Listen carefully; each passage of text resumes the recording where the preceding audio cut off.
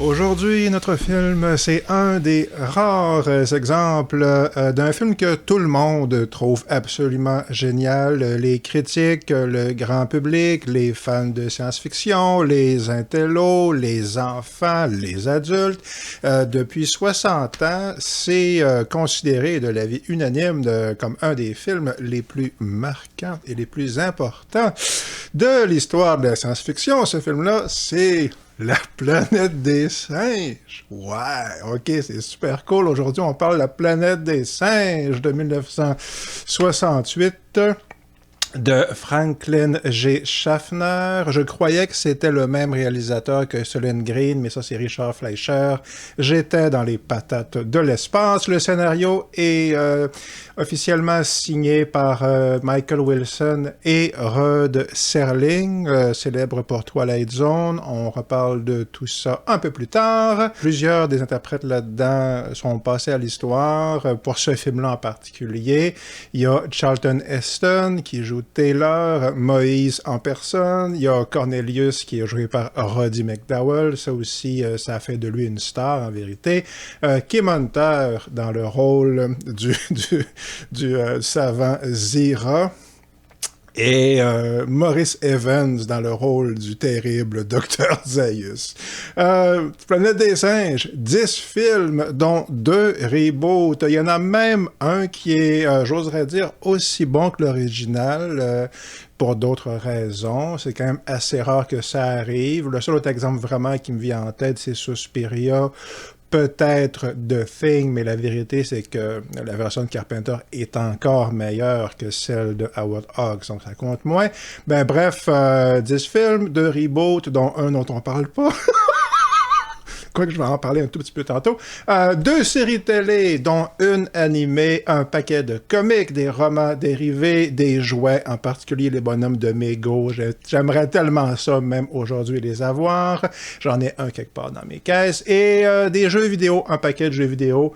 Quand on a tout ça, d'habitude, c'est parce que ça a marqué la culture, hein, votre film, votre histoire. Et comme on va le voir, il y a d'excellentes raisons pour lesquelles ça a autant marqué l'imaginaire collectif, j'oserais dire de la planète au complet. J'ai même pas parlé de la version japonaise, hein, de la copie japonaise de la planète des singes, un sujet pour une autre vidéo. Mais qu'est-ce que ça raconte, notre film? On a des astronautes au milieu de l'espace, très très loin de la Terre, des années-lumière en vérité, et ils sont 4.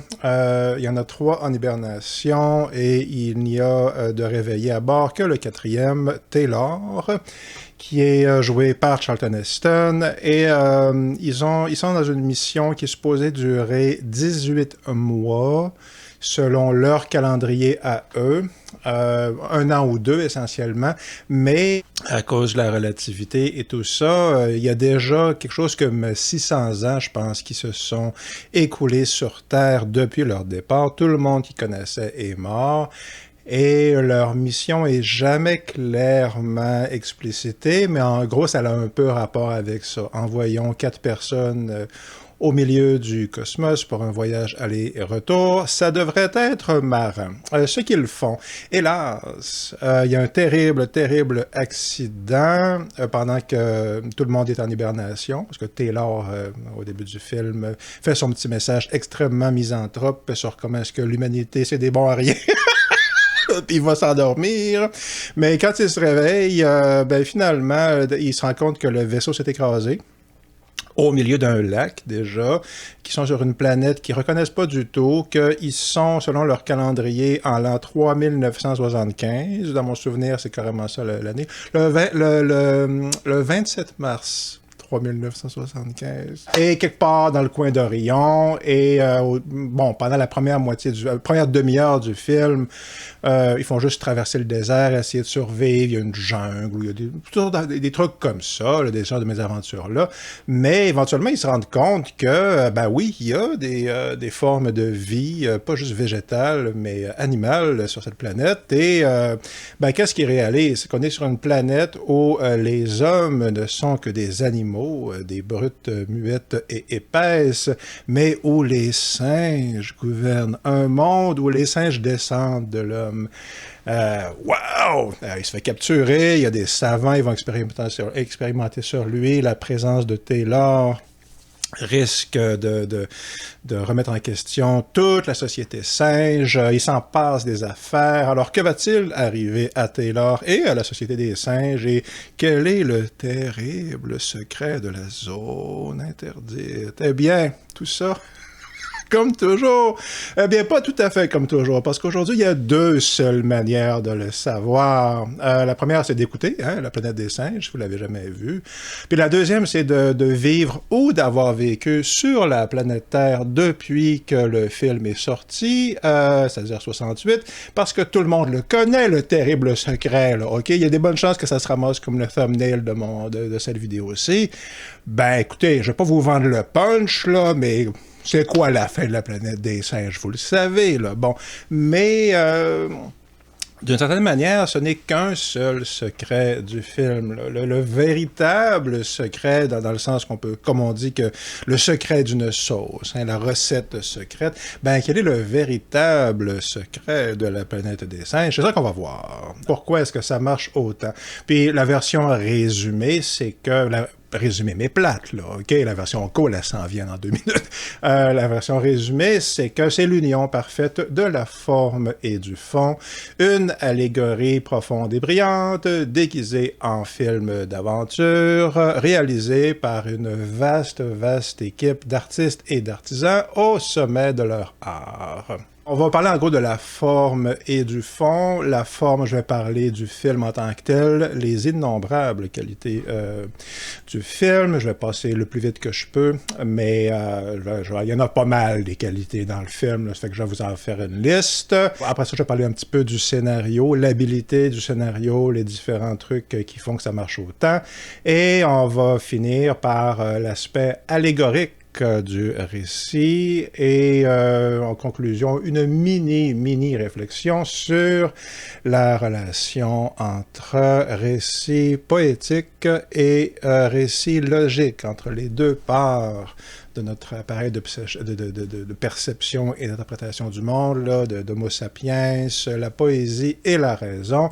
Alors voilà, OK, pourquoi c'est cool, pourquoi c'est bon, qu'est-ce qu'il y a de si merveilleux, pourquoi ça marche autant? Dans l'ordre que je les ai notés. Ça commence avec des lumières bizarres parce qu'on flotte dans l'espace, puis à toutes les fois que je réécoute le film, souvent j'oublie ce détail-là. Puis c'est niaiseux, mais tout de suite c'est mystérieux. Fait que tout de suite on est dans le mystère, puis c'est une atmosphère qui cohabite tout le long du film avec le ton satirique qui devient de plus en plus marqué et prononcé. Mais le fait est que le premier gros truc là, qu'on remarque dans le film, c'est pas les images, c'est la musique en fait. La musique de Jerry Goldsmith, qui est elle aussi passée à l'histoire. Il y a beaucoup de percussions.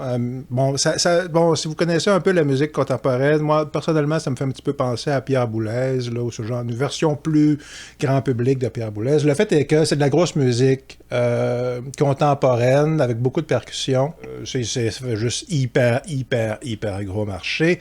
Puis d'autant plus que quand on arrive sur la mystérieuse planète des singes, dans la boucle d'Orion, n'est-ce pas?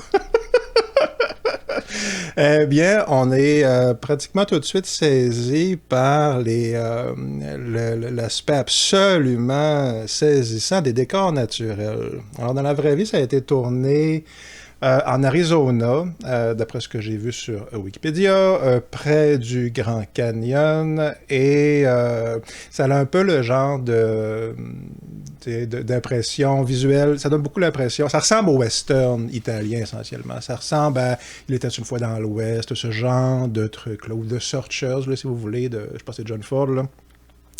Le fait est que c'est un environnement extrêmement impressionnant au niveau visuel.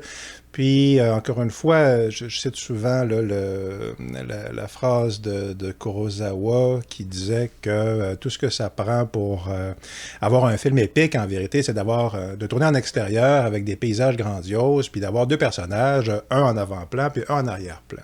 Ben ici, à vrai dire, t'as quasiment même pas besoin des personnages, parce que les décors sont tellement saisissants, puis tellement d'une certaine manière extraterrestre, même si tout le monde reconnaît en vérité le Grand Canyon, ça fait juste extrêmement bien marcher. Puis c'est ça, toute la première demi-heure, c'est une traversée de différents environnements visuels, puis leurs épreuves de nos astronautes, puis leurs querelles, évidemment. Fait que cet aspect-là du décor naturel, faut pas le sous-estimer. C'est une énorme partie de l'efficacité puis aussi de l'étrangeté du récit. Fait qu'on va toujours avoir ça dans le récit, l'efficacité, l'étrangeté, le ton satirique. Les décors naturels, oui, mais aussi les décors artificiels, toutes la cité des singes, là, quand on finit finalement par les voir, là, ça marche super bien. Les cages, c'est bizarre. La ville en tant que telle, c'est juste hyper cool. Il y a une sorte de... pas d'église, c'est pas très précisé qu'est-ce que c'est, mais il y a une funéraille. Il y a des funérailles à un moment donné pour un singe, là. Puis c'est ça, cette genre de chapelle-là, ça marche super bien. Il y a des statues de singes sages un peu partout. Ça fait juste super bien marcher. Puis je mentionne ici, parce qu'on est dans la partie production design de l'œuvre, que les costumes sont malades mentales. Les costumes des singes en particulier, mais même ceux de Taylor puis des autres genres de pseudopithèques, là. Des êtres humains muets, ça fait juste super gros marché. Mais les costumes des singes, eux aussi sont devenus légendaires parce qu'ils marchent super gros. Puis le mélange de tissus puis de genre de cuir avec les écritures bizarres, c'est juste hyper cool. Puis évidemment, on peut pas parler de ce film-là puis des costumes sans parler des maquillages, les fameux maquillages de singes. Je veux bien comprendre, je suis prêt à reconnaître que 60 ans plus tard, on trouve que la bouche, l'articulation des lèvres est un peu moins précise que ce qu'on ferait aujourd'hui avec du CGI, mais c'est pas ça marche mieux. J'aime mieux ça. Puis les maquillages à l'époque de la planète des singes, ils étaient complètement révolutionnaires. Puis ça, c'est en bonne partie parce que le génie du maquillage là-dedans, quoique ça va probablement déjà été fait là, dans des films des années 50, là, mais tu sais, souvent, le problème du masque, parce que c'est forcément ça que c'est, le problème du masque, c'est qu'on perd beaucoup d'expression du comédien, là, en fait. Puis, tu sais, les yeux en particulier, puis les innombrables muscles du visage. Fait que là-dedans, le maquillage, il réussit vraiment à conserver le plus possible tout ce qui, en particulier les yeux, là, puis les acteurs jouent vraiment de finesse, en vérité, là, sur leurs nombreux pouces de caoutchouc, puis de poêle. Bref, le maquillage est malade mental. Détail amusant, quand 2001 est sorti, les critiques ont dénoncé le maquillage rudimentaire et ridicule, laughable, je crois qu'il disait, de 2001. C'est ridicule en comparaison avec La planète des singes. C'est pour dire que quand le film est sorti, en vérité, on est plusieurs années avant la guerre des étoiles, mais il y a un effet comparable, parce que le maquillage était tellement avancé pour l'époque qu'il a produit un effet comparable au niveau de ce qui est possible de réussir, l'émerveillement collectif devant ce qui était désormais possible de réussir avec l'effet spécial. Ici, le maquillage. J'ai parlé des acteurs, sont bons pas à peu près. Ça aide. J'ai juste nommé les principaux personnages, là. On a Charlton Heston. C'est un drôle. Je sais toujours pas quoi en penser ultimement de Charlton Heston comme comédien. À ce jour, mon opinion n'est pas arrêtée, mais ce qui est incontestable, c'est qu'il y a énormément de présence et de gravitas. Puis, il y a une raison pour laquelle c'était lui qui jouait dans les films bibliques. Il y a une raison pour laquelle c'est lui qui fait Moïse. Il y a le genre d'énergie de ce gars-là. Mais ici, ce qui est le fun, c'est qu'il joue un personnage extrêmement cynique et misanthrope. Puis ça, c'est une des clés de l'intrigue. Puis, tu sais, puis du thème, en vérité, là, du récit qui est en train de se dévoiler sous nos yeux.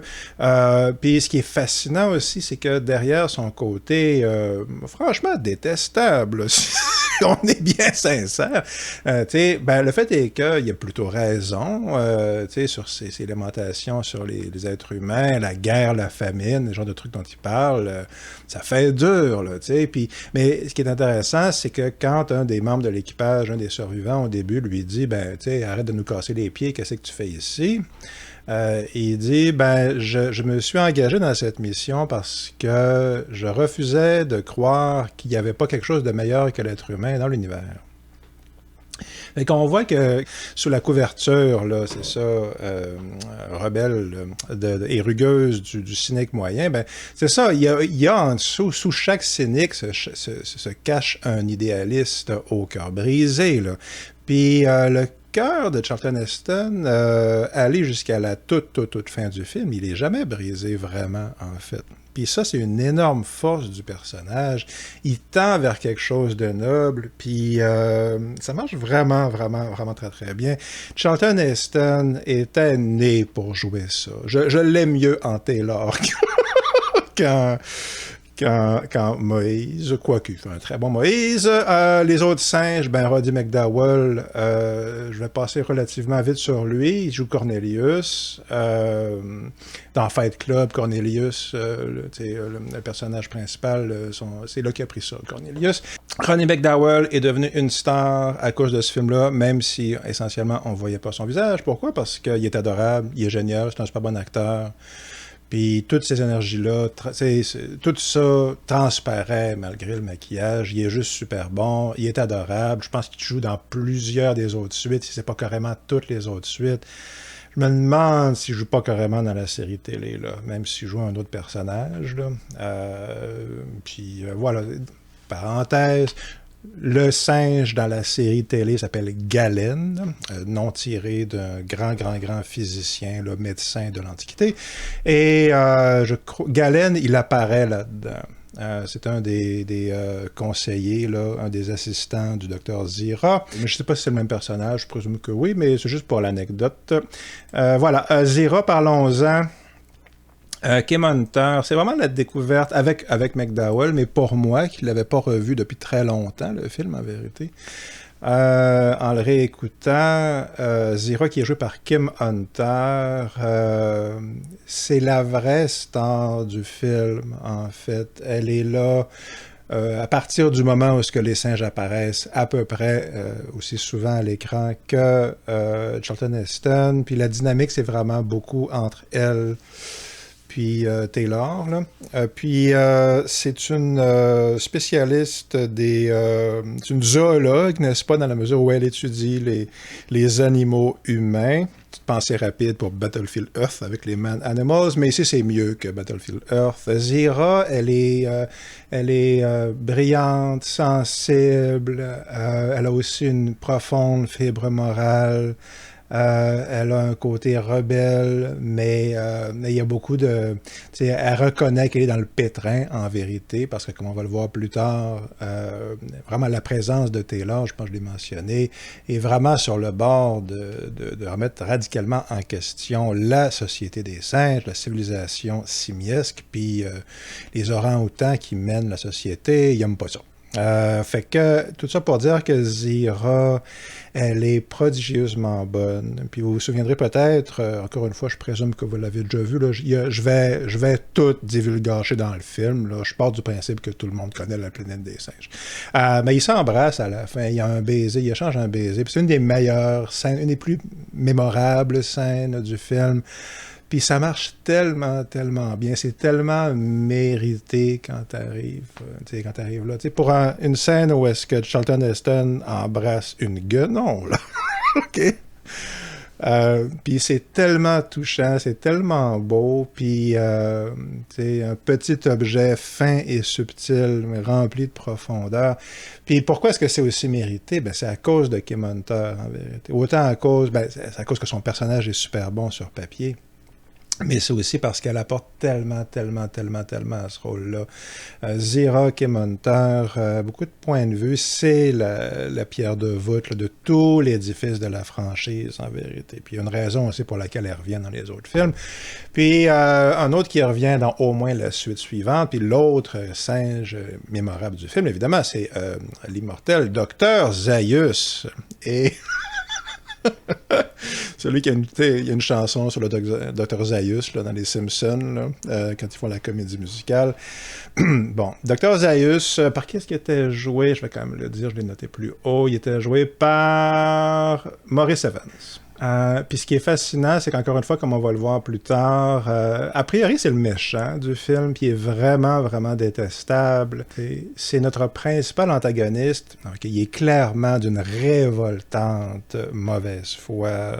Il est boqué, dogmatique. Bon. Mais il y a un côté, premièrement, en même temps, hyper sympathique. Puis plus que le film avance, plus qu'on se rend compte qu'il y a quand même des couches là, dans ce personnage-là. Il se passe quelque chose d'autre, quelque chose qui a peut-être rapport avec le dernier plan du film. Dans la zone interdite. Puis, à la fin, tu te rends compte qu'il n'est pas si cave que ça. Là. Ça aussi, on en reparle dans un instant. Mais ça m'amène... bref, Dr. Zaius, il est immortel. Il est hyper cool. J'en veux un bonhomme du Dr. Zaius. Là, voilà. Scénario, deuxième affaire. Ben, là, ça, c'est en gros la forme, là, si on veut. Bon. Le scénario... Qu'est-ce qui fait que ça marche autant, sans même parler de l'aspect allégorique là, qu'on va aborder tantôt? C'est un mélange parfait et extrêmement habile de suspense, d'aventure et carrément de film d'horreur. Il y a un dosage absolument parfait de tous ces éléments-là. Bon, déjà, la première demi-heure, côté aventure, là, si on va commencer par ça, ben, il y a l'écrasement. L'écrasement en tant que tel est pas le truc le mieux réussi. C'est correct, là, OK? Mais l'écrasement au niveau narratif, puis suivi de cette genre d'odyssée désertique par nos héros, ben c'est ça crée un mélange, encore une fois, de mystère, puis aussi de mésaventures de style film des années 30, 40, 50. C'était un genre qui était quand même assez répandu à l'époque. Puis bon, les scènes d'action, je vais en parler là. J'ai dit que l'écrasement était ordinaire, mais il y a des batailles, puis des poursuites qui sont clairsemées un peu tout le long. Puis il y a une assez longue séquence, la première fois qu'on voit les singes, où est-ce qu'ils attaquent les humains. Là, ça dure plusieurs minutes. Ça aussi, c'est passé à l'histoire. La première fois vraiment que tu vois les singes, là, c'est quand ils font une razzia chez les humains, puis qu'ils se mettent à les capturer, puis à leur tirer dessus. Ça, c'est vraiment saisissant, là, sur les chevaux avec les carabines. Là. Ben, puis pourquoi est-ce que je mets ça dans le scénario? Parce que, ouais, c'est brillamment réalisé, là, mais c'est brillamment pensé aussi. Parce qu'on a un film d'à peu près 2 heures qui essaie de maintenir notre intérêt. Fait que tous ces éléments-là, OK, je vais mettre un écrasement là, je vais mettre, OK, ici on met une bataille, puis là, OK, 15 ou 20 minutes plus tard, il faut redynamiser notre public, il faut les réveiller un petit peu après nos discussions, puis nos allégories. Hop, on va mettre une autre poursuite, puis une autre affaire comme ça. Puis ça nous permet encore une fois d'explorer les décors, puis toutes ces affaires-là. Fait que ça marche super bien. Fait que c'est calculé brillamment par plusieurs personnes, par une équipe, Rod Serling, mais aussi les nombreuses personnes en vérité qui ont participé à l'écriture du scénario, il y en a qui ne sont pas crédités. Ben, tous ces gens-là, il y avait une longue expérience du métier de scénariste, puis c'est pour ça qu'il y a ces éléments-là. Pareil pour les éléments d'horreur. Puis bon, moi, je l'ai vu la première fois quand j'étais tout petit. On y pense peut-être moins aujourd'hui, mais il y a au moins 2 gros éléments qui font très film d'horreur, certainement quand tu as 8-10 ans. Le premier, c'est que quand ils s'écrasent, les astronautes, à l'origine, ils étaient 4 en hibernation. Puis le problème, c'est qu'il y a eu un problème, il y a eu un pépin avec leur système d'hibernation. Puis la fille du groupe, je pense que c'est Stewart son nom, mais j'ai oublié de le nommer, son système n'a pas marché, puis elle est morte de vieillesse. Fait elle a l'air d'une momie ou d'une sorcière maléfique sur le bord de se désintégrer, là, dans un film de Mario Bava, là. Ça a l'air de ça, là. Fait que c'est une image de film d'horreur, là, OK? Le cadavre horrible, horreur, n'est-ce pas? Puis pareil pour, plus tard, la fameuse lobotomie, là. Ça aussi, je me rappelle quand j'avais vu ça à genre 8-10 ans, là, plutôt 8, c'est extrêmement saisissant, là. Puis justement, on se demande, quand Taylor est capturé, qu'est-ce qui est arrivé à ces deux copains qui ont survécu. Il y en a un qui se fait abattre pendant que les gorilles sont en train de capturer les humains. Puis il y en a un qui est survécu, puis là, ils sont séparés. Puis là, on se demande qu'est-ce qui est arrivé. Puis encore une fois, je vous vends le punch, mais quand on finit par le retrouver, qui est au moment où est-ce que Taylor cherche à prouver aux comités scientifiques qui sont en train de le poursuivre, en vérité. C'est le procès qui va décider de sa survie ou de sa mort. Mort hautement probable, il dit, je vais vous le prouver que ce que je dis est vrai, je vais vous prouver que je viens d'une autre planète, puis que je suis vraiment intelligent, que c'est pas un tour de magie, de singe maléfique, je vais vous le prouver que c'est vrai. Il y a un autre astronaute qui est venu avec moi, puis OK, montre-les-nous, puis il le trouve. Puis ils l'ont lobotomisé, ils ont ouvert le crâne, puis la moitié de sa tête est rasée, puis il y a une grosse cicatrice en forme de fer à cheval, puis il est rendu zombifié. Ben, ça aussi, c'est horrible. Puis ce qui est brillant ici, encore une fois, c'est à quel point il y a des éléments qui se réunissent ensemble à cet instant précis pour que l'horreur soit non seulement visuelle, mais aussi existentielle, dramatique, là, parce que c'est le moment où est-ce que Taylor comprend qu'il n'y a aucune chance, là, OK? Il n'y a aucune chance. Fait qu'il a perdu son copain, il a perdu le dernier être humain certainement que lui connaît, qu'il ne va jamais revoir de sa vie, avec qui au moins, en tout cas, il va pouvoir avoir une conversation, parce qu'il développe une relation avec Nova, là, mais ça, c'est une autre histoire. Là. Bon, j'épargne cette partie-là.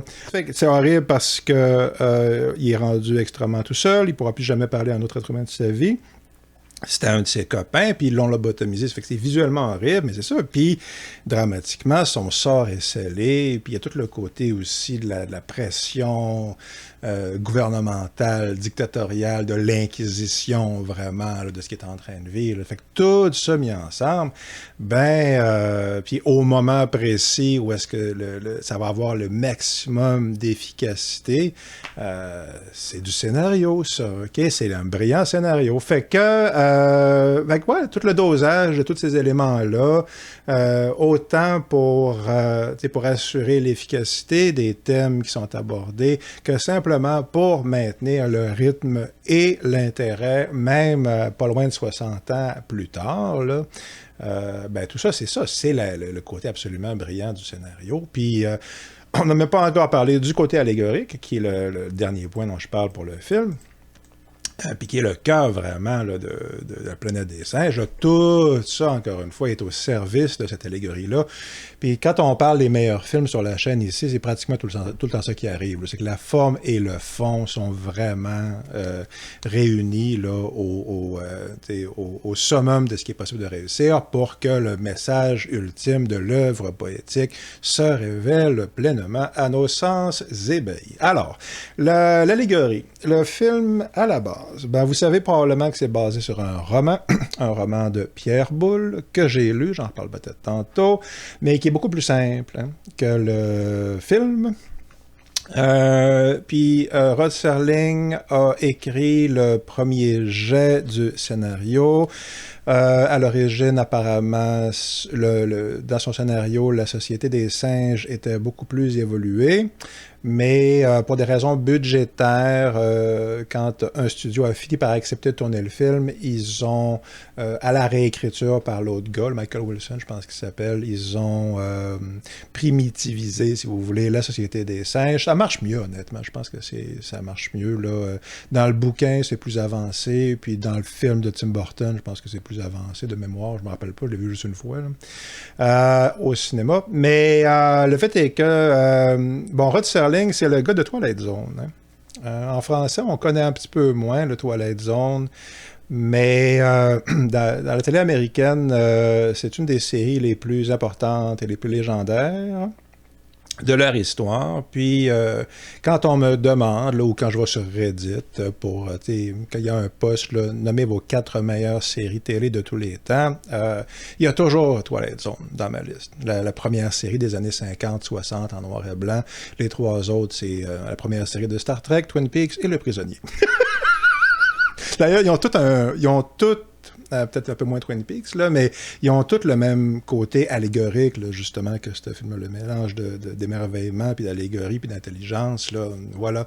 Ben, c'est justement en Twilight Zone, on avait ça, puis Twilight Zone, c'est réputé pour les revirements spectaculaires qu'on voit pas venir.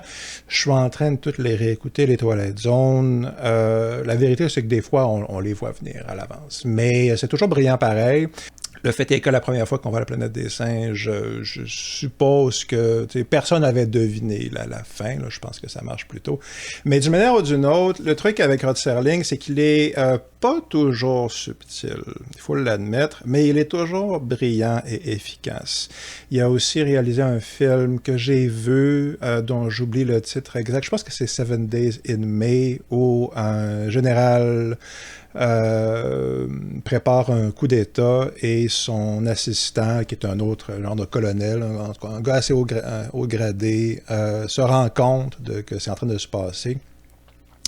Puis essaie d'empêcher la mise en place d'une sorte de dictature fasciste, essentiellement. Ça marche super bien, ce film-là. Mais aussi 7 Days in May, qui est un petit peu aussi un film dans le style de Manchurian Candidate, là, qui est excellent. Ben, c'est super bon, là. C'est vraiment, vraiment, vraiment excellent. Ça vaut la peine de le voir. C'est super bon. Mais c'est pas super subtil. Mais c'est ça, Serling, puis c'est ce qu'on a dans le scénario ici. Ben, on a une allégorie, fondamentalement, où un humain misanthrope, qui cherche une forme de vie plus évoluée dans l'univers, arrive dans une société de singes, donc en principe, selon notre point de vue, moins évolués, mais qui sont désormais les maîtres du monde, mais dont la société a tous les travers et les vices de la nôtre. Fait qu'allégorie, là, soyons sérieux, là, tu sais, mais puis c'est pas subtil. Des singes, là, puis écouter leur discours, des fois, la société simiesque, puis tout ça. Bon, c'est pas subtil, mais ça n'a pas besoin de l'être. Puis c'est extrêmement habilement fait. C'est évident, mais c'est pas grossier. Okay? C'est pas une insulte à l'intelligence. Au contraire, bien au contraire. Ce qu'on a en vérité, c'est plutôt un récit qui est extrêmement intelligent. Puis, OK, c'est quoi le truc allégorique? Ben, comment est-ce qu'on reconnaît que c'est un truc allégorique? Ben, il y a tous les aspects de la société des singes, leur subdivision en castes, bon, puis c'est un petit peu, encore une fois, une sorte de critique ou quelque chose comme ça de ces différents groupes-là, leur scientisme religieux hyper dogmatique, l'horreur bureaucratique kafkaesque, on a ça, comment est-ce qu'on maltraite les animaux et les prisonniers. Bon, il y a une société, il y a une bande de protestataires essentiellement qui sont évoqués, là, des singes qui sont pour la défense des droits des animaux essentiellement, c'est-à-dire les humains.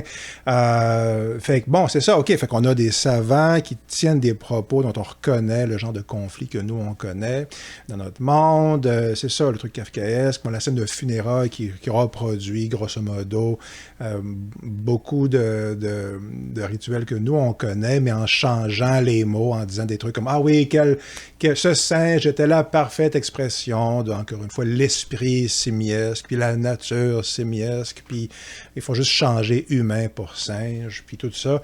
Puis, juste dire que ça, c'est pas tout à fait toujours subtil. Apparemment, c'est une des dernières réécritures qui a rajouté ça. Mais ça nous démontre clairement que c'est un récit allégorique. Puis le gros truc, c'est la scène du procès, l'inquisition scientifique, quand on amène Taylor devant le groupe, là, ben, tu sais, ça dure quelque chose comme quoi 5-10 minutes, c'est quand même assez long, puis c'est un morceau d'anthologie, là, puis il y a la fameuse séquence où est-ce que il y a 3 juges, 3 orang-outans, qui sont les maîtres scientifiques et religieux de cette caste dont fait partie Dr. Zaius, puis ils sont assis à la table de délibération. Puis là, Taylor entre en train de dire, là, vous savez que je suis intelligent, écoutez-moi parler, puis comment pouvez-vous prétendre le contraire, puis vous fermez les yeux devant l'évidente réalité, ce qui est un fait, puis c'est la raison pour laquelle c'est autant choquant, là, pourquoi ça marche autant. Donc. Puis là, il est en train de faire son discours comme ça, puis il est scandalisé, puis ils veulent le faire taire. Puis là, les 3 singes, haute séquence hyper célèbre, les 3 prennent la pose de la fameuse statue où est-ce qu'il y en a un qui a les oreilles bouchées parce qu'il a tenté les oreilles bouchées, l'autre a les yeux bouchés, puis l'autre a la bouche bouchée, le see no evil, hear no evil, say no evil. Là. Je ne sais pas en français s'il y a un équivalent, mais c'est hyper connu. Fait que, ouais, puis apparemment, ça, c'est le réalisateur qui a eu cette idée-là. Il a improvisé ça sur le plateau. Mais c'est une blague, là, mais c'est une blague génialissime. Puis c'est tellement dans le ton, puis ça exprime tellement parfaitement la vérité poétique là, qui s'exprime dans ce film-là. Puis qu'est-ce que ça nous dit? Ben, ils sont bouchés, ils sont bornés, ils sont tout ce qu'on peut vouloir, mais ça illustre aussi que c'est un tribunal bidon, là, puis que toute leur société est bâti sur des mensonges, des gros mensonges institutionnels, là, puis que tout le monde participe à ce mensonge-là. Fait que ça aussi, le côté allégorique par rapport à notre monde, il y a des rapprochements, là. Puis c'est justement le cœur de l'intrigue, puis que j'avais oublié à quel point c'était ça avant de le réécouter hier soir avec grand plaisir.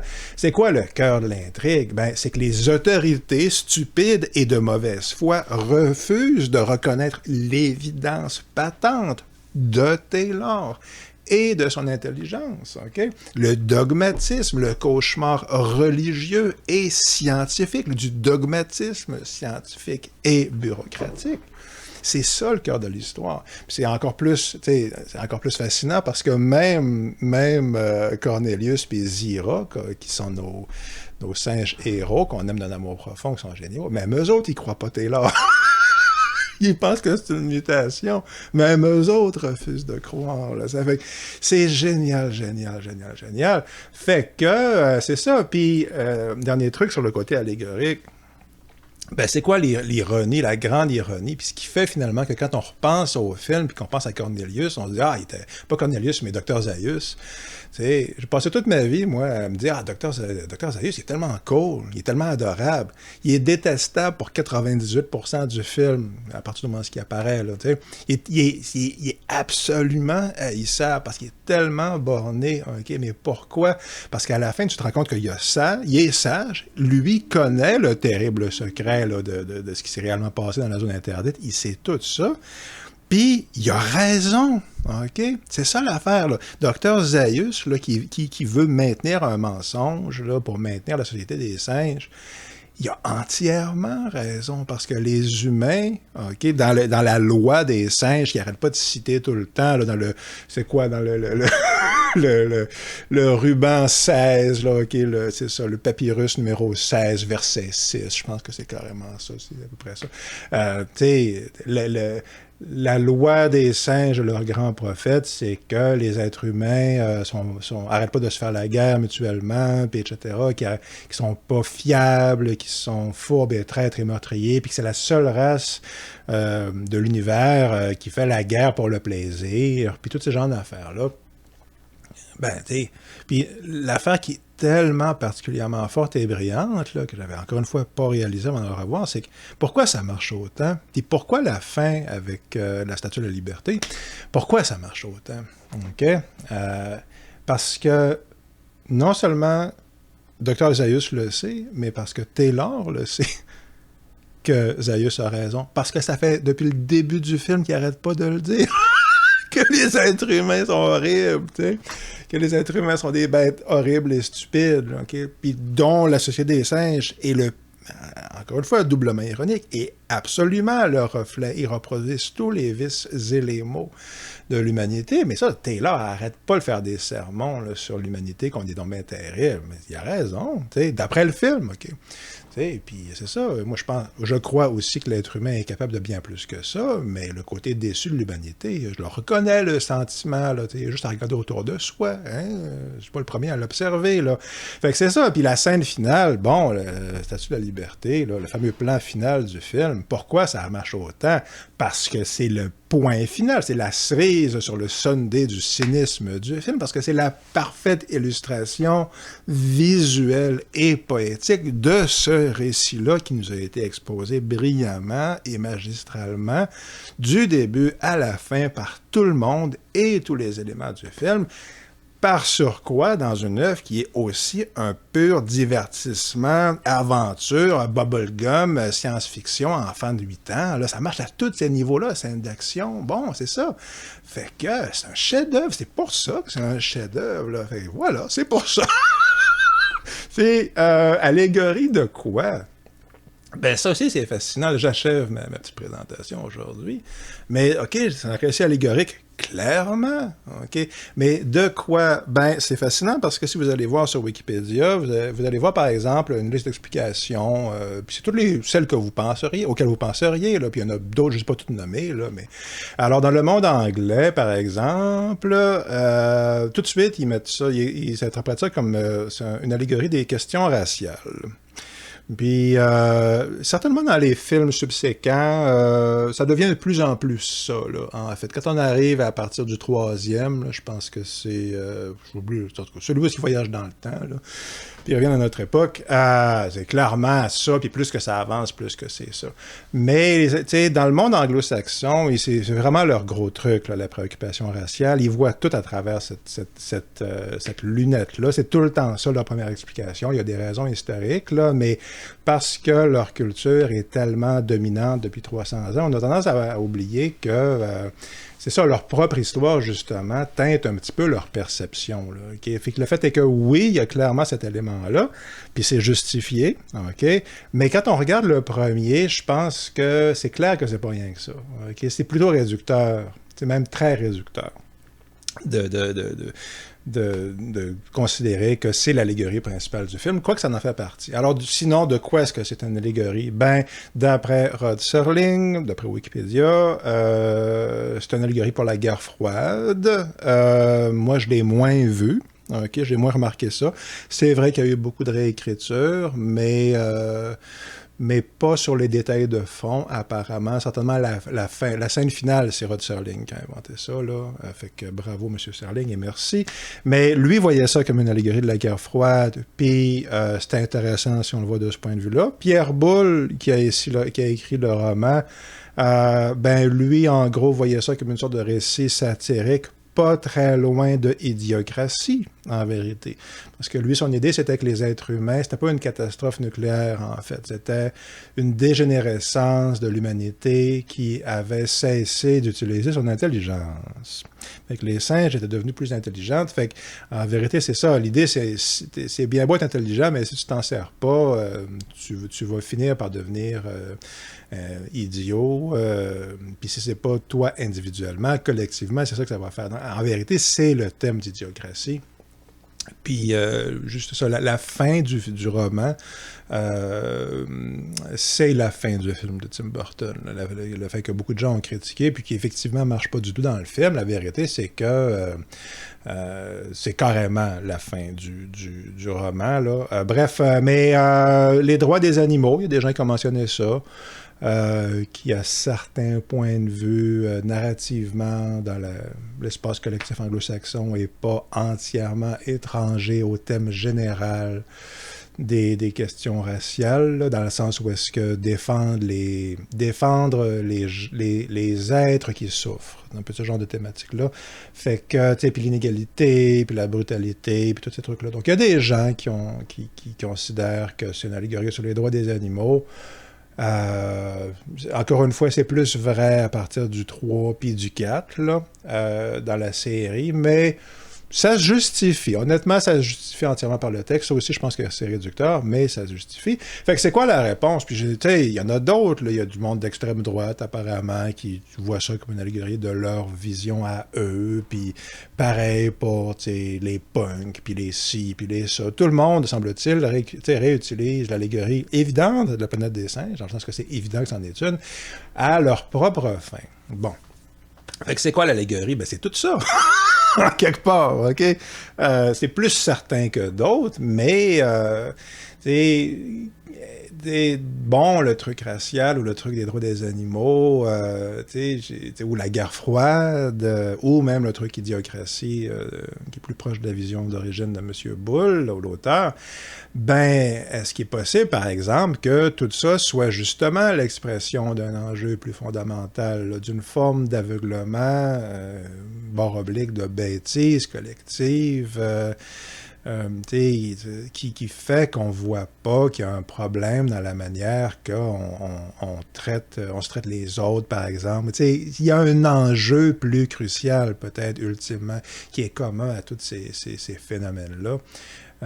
Puis qui sont aussi destructeurs ou aussi qui créent autant de tensions puis de malheur dans le monde. Fait que c'est ça. Puis pourquoi est-ce que je dis ça? C'est quoi en vérité? Qu'est-ce qu'on remarque ici? Ben justement, toutes ces visions-là de l'allégorie fonctionnent, là. Ils sont tous justifiés par le texte.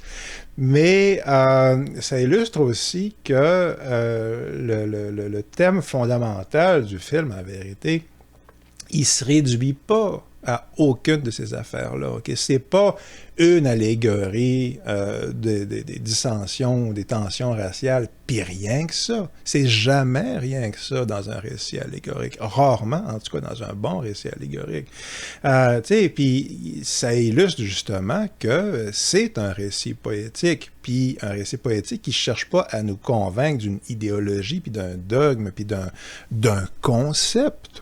Okay, d'une idée rationnellement explicable, okay, puis énonçable avec un sujet, puis un verbe, puis un complément qui réfère directement, signe signifiant, signifié, puis OK, c'est ça que c'est. Non, c'est pas ça la vérité poétique, c'est pas ça la vérité poétique, c'est tout ce qu'on perçoit immédiatement, puis qu'on n'arrive pas à exprimer comme ça, puis qu'on arrive à exprimer uniquement via l'œuvre d'art, là. Puis du coup, généralement, quand ça marche, puis ici ça marche avec la planète des singes, ben qui exprime quelque chose en général qu'on ressent comme étant beaucoup plus profond, qui vient nous chercher de beaucoup plus jusqu'au cœur de nous-mêmes, la vérité poétique, c'est ça, puis qui est immédiatement compréhensible, puis qui fait que tout le monde aime ça. Qui fait qu'il y a 10 films, plus de la copie japonaise. OK, t'sais. Bon, Time of the Apes, ça s'appelle. Bref, puis les séries, puis tout ça. Bon, fait que c'est une excellente illustration de la relation symbiotique et complémentaire entre logique et poétique. Clairement, ici, c'est un récit poétique qui l'empêche pas d'exprimer des idées fondamentales, mais d'une manière qui ne peut être exprimée que de cette façon. Puis juste mentionner, dernier petit truc, là, puis c'est pour montrer encore une fois, la distinction cruciale entre raison et poésie, puis l'importance de l'interrelation des deux et qu'est-ce qui est vraiment important dans l'un et dans l'autre. Puis parce que si on prend le récit vraiment au pied de la lettre, là, de la planète des singes, puis on fait juste regarder qu'est-ce qu'on a devant nous, là, il y a un paquet d'affaires qui ne marchent juste pas au niveau rationnel. Premièrement, j'en ai nommé 3-4, là, vite fait. Premièrement, OK, ça fait 1 an et demi que nos 4 astronautes au début du film sont dans une boîte de sardines au fin fond du cosmos, OK, sachant que tout le monde qu'ils connaissaient et qu'ils aimaient sont morts. Ben, Taylor, il est insupportable, OK? Tout le monde y aurait arraché la tête, là. Tu le vois, là, ça fait 30 secondes que tu le vois, puis tu as déjà le goût d'y fesser dessus, là, OK? Il est pas sympathique, Taylor.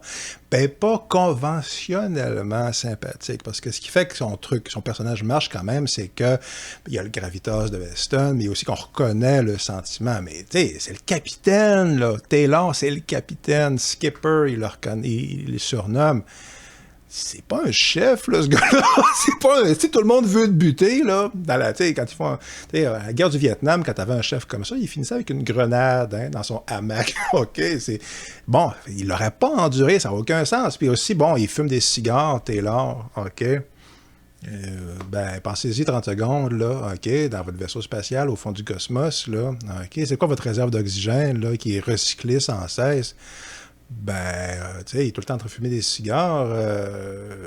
Il y aurait un petit problème avec le système de filtrage, moi, à mon avis, là, OK, où l'air est compté. Puis deuxièmement, où c'est qu'ils les ont mis? Tu sais, si tu as besoin de prévoir un stock de cigares pour 1 an et demi, puis que tu en fumes je sais pas combien par jour, ça en fait des caisses de cigares, là, OK, ben, t'as peut-être, justement, peut-être que tu veux plus mettre des boîtes de sardines puis de protéines, là, tu sais, comment est-ce qu'il a fait pour stocker ça à bord de son vaisseau, qui est pas bien plus gros que le sous-marin dans Voyage Fantastique? Puis ça, c'est rien que les petits détails comme ça, mais OK, il arrive sur la planète, dans le système solaire d'Orion, puis il y a des tempêtes bizarres, ça c'est super cool, au début, tempêtes, des éclairs, là, puis... qui nous donne vraiment l'impression qu'on est sur une autre planète, là, parce qu'il y a des effets visuels bizarres, puis ça, c'est probablement à cause de l'Armageddon nucléaire, n'est-ce pas? Mais, OK, il arrive avec les singes, ils parlent tout en anglais. Hein? Personne ne clique de l'œil. Tout le monde trouve ça normal. Non seulement ils parlent tout en anglais, mais ils écrivent tout en anglais. OK. Puis, fait que déjà, c'est une étonnante coïncidence, vous en conviendrez. Puis en plus, l'anglais, il n'a pas évolué en 2-3 000 ans. Là. L'anglais des singes de l'an 3975, c'est exactement le même que celui de Los Angeles en 1968. Bon, étonnante, troublante coïncidence, là. Moi, si j'avais été Taylor, j'y aurais pensé à celle-là, ça m'aurait traversé l'esprit, là, OK? Mais c'est ça, c'est pas important. Puis, je sais que j'en oublie, là, mais tu sais, j'ai juste mentionné que leur mission, là aussi, ça n'a aucun sens. Parce qu'ils mentionnent... vers, là, ça fait à peu près 1 heure que c'est commencé, puis là, Taylor est en train d'expliquer, je pense à Zira, qu'il était 4 dans leur mission, puis qu'il y avait la fille, là, Dr. Stewart, je pense, puis elle est morte, et elle était supposée, puis là, il dit, ouais, elle était supposée être la nouvelle Ève de notre mission, puis nous aider à fonder une nouvelle civilisation, tu sais. Bon. Écoutez, là, ça passe vite, ça passe vite, mais pensez-y, là, OK? Il y a des problèmes, là, OK? Parce que, premièrement, leur mission, au début du film, qu'ils nous ont expliqué, c'est faire le tour du cosmos puis revenir sur Terre, OK? Puis voir qu'est-ce que ça donne. C'est pas repeupler une nouvelle colonie de planètes, là, c'est pas du tout ça. Il y a à aucun moment de l'intrigue, il est question de repeupler une autre planète, d'installer une colonie, puis ils n'ont pas fait ça pour repeupler la planète Terre, là. Ils s'attendent à revenir, ils le disent, ils s'attendent à revenir sur une planète où il y a du monde. C'est ça fait que là-dessus, ça marche pas. Puis par surcroît, si vous êtes une équipe scientifique, là, puis que vous voulez repeupler la planète Terre, là, OK, pensez-y encore une fois mathématiquement, là, OK, ben, tu sais, vous allez envoyer 4 personnes pour fonder une colonie, pour repeupler entièrement une planète, dans le principe Ève et Adam, parce qu'encore une fois, Taylor mentionne carrément Ève. Puis il dit, OK, puis là, vous envoyez, votre stratégie, c'est 3 gars et une fille. Ben, la gestation d'un Homo sapiens, c'est 9 mois. Hein? Fait qu'une fille, il y a une quantité maximale qu'elle peut en faire. Ça fait que même si on passe, si on fait abstraction des questions troublantes d'éthique et toutes ces affaires-là, là, questions morales, si on veut, là. Bon, mais même en supposant qu'on n'y pense pas, là, moi, j'enverrais plutôt 1 gars puis 3 filles, là, ou 2 gars puis 3 filles, là. Ça fait juste plus marcher, là. Juste au niveau... Si c'est ça ta mission biologique, OK, c'est plus comme ça qu'il faut que tu y penses, là, ça marche pas. Qu'est-ce qu'ils vont faire, les 3 autres gars, pendant que la fille est enceinte? OK, ils vont pas faire des bébés, ils vont peut-être essayer, là. OK, mais il y a peu de chances que ça aboutisse à un poupon. Bon, pourquoi est-ce que je mentionne tout ça? Parce que c'est pas grave. Il n'y a rien de ça qui est grave. Le truc que j'avais oublié, que je voulais mentionner, c'est que, tout ça, c'est une logique de, non seulement de Twilight Zone, mais du Star Trek des années 60, puis même des trucs, des missions inférieures, mais même le tunnel du temps, là, OK? Parce qu'ils sont tout le temps en train de faire ça, ils sont tout le temps en train d'arriver sur une planète où est-ce que, mystérieusement, tout le monde parle en anglais, puis ce genre d'incohérences-là, logiques, mais qui sont pas importantes parce que tout le monde sait que c'est une convention qui est nécessaire pour raconter l'histoire. Puis bon, dans Star Trek, éventuellement, rétroactivement, quand cette convention-là, en vérité, a passé de mode, c'est-à-dire à peu près dans les années 80, puis ça a commencé vraiment à taper sur les nerfs des gens, ben ils ont dit « Ah, on a un traducteur universel. » Doctor Who, c'est la même affaire. Bon, c'est ça. On a un traducteur universel qui fait qu'on se comprend. OK, télépathiquement, puis on a l'illusion visuelle par un processus magico-scientifique que les lèvres suivent, les pensées que notre appareil psychique. C'est une affaire, là, tu sais. C'est correct, là, tu sais, mais c'est ça. Pourquoi? Parce qu'ils sont supposés raconter une allégorie. Quand, justement, le capitaine Kirk, là, il arrive sur la planète amérindienne, OK, Kurok, ou je sais pas trop quoi, là, puis tout le monde, encore une fois, parle anglais, c'est pas important. C'est pas important parce que c'est pas ça le cœur de l'histoire. Ils veulent raconter une histoire dont l'allégorie est Kirk arrive sur telle planète, ou Twilight Zone, même affaire, ou Bedon, c'est ça. Ici, nos astronautes arrivent sur la planète Terre, puis personne remarque qu'ils parlent la même langue, puis que c'est peut-être significatif, parce que c'est ce qu'on appelle, que les anglo-saxons appellent le fameux suspension of disbelief. Tu as juste besoin d'accepter la convention pour raconter une histoire. T'sais, quand tu écoutes les Sentinelles de l'air, tu vois les ficelles. C'est pas grave. C'est absolument pas grave. Ça fait limite partie du charme, OK? Parce que c'est ce qui est nécessaire pour raconter ton histoire. Fait qu'ici, bon, les ficelles, là-dessus que j'ai mentionné, les incohérences sont un peu grosses, mais précisément, c'est des incohérences au niveau logique. Ça n'a pas d'importance. C'est ça, c'est un récit poétique. Parce que c'est un récit de science-fiction, on essaie d'en mettre le moins possible en général. On essaie que ça ne se remarque pas trop parce que ça fait partie du jeu.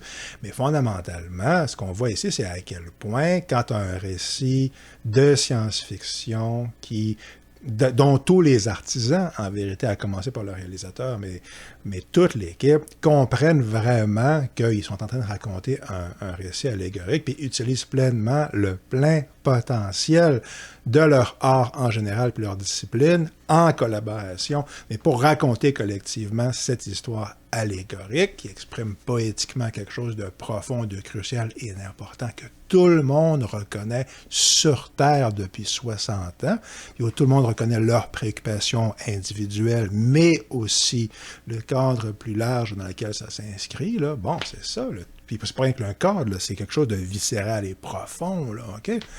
Ben, c'est ça. Quand tu as tout ça, c'est là que tu vois que c'est pas grave si les singes parlent en anglais, parce que c'est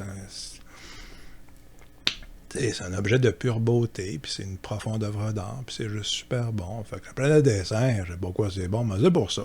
J'ai un Patreon, lien dans la description. Il y en a déjà qui, j'ai pas les noms de tout le monde, là, mais Dominique, il y a Carl, je sais que j'en oublie, là, je vous aime tous en amour profond, merci, merci, merci. J'ai d'autres liens, là, mais si vous voulez soutenir la chaîne et mon travail, Patreon, c'est la meilleure manière présentement. Vous êtes super cool. C'est ça. Fait que film rempli de bons moments. Tout le film marche super bien. Fleischer a parfaitement compris l'histoire qu'il racontait. Savait comment le faire.